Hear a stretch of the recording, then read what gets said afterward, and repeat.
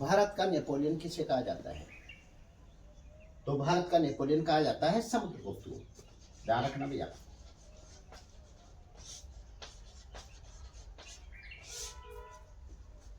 यह संज्ञा उन्होंने किसने दी? वी स्मिथ ने।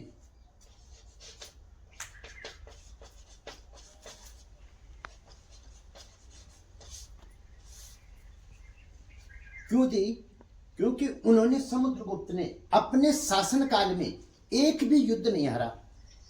अपने शासनकाल में एक भी युद्ध नहीं हारा। नेपोलियन की तरह, नेपोलियन बोनापार्ट की तरह, जो ध्यान रखना फ्रांस का शासक था। और इसने ध्यान रखना समुद्रगुप्त ने उत्तर भारत के 9 राजाओं को और दक्षिण भारत के 12 राजाओं को ध्यान रखना हराया था। और दक्षिण भारत के 12 राजाओं को हराकर भी उन्होंने उनके राज्य वापस लौटा दिए थे। उनके दरबारी कवि हरिसेन, उनके दरबारी कवि का नाम था हरिसेन, उनके दरबारी कवि हरिसेन की रचना जो थी वो प्रयाग प्रशस्ति में इनकी विजयों की गाथा मिलती है। इनके विजयों के बारे में वर्णन मिलता है। ये सेना का नेतृत्व खुद करते थे, खुद सेनापति थे।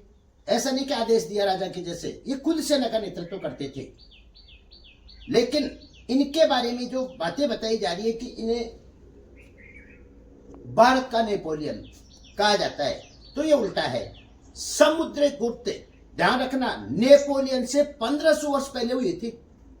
समुद्रगुप्त नेपोलियन से 1500 वर्ष पहले हुए थे।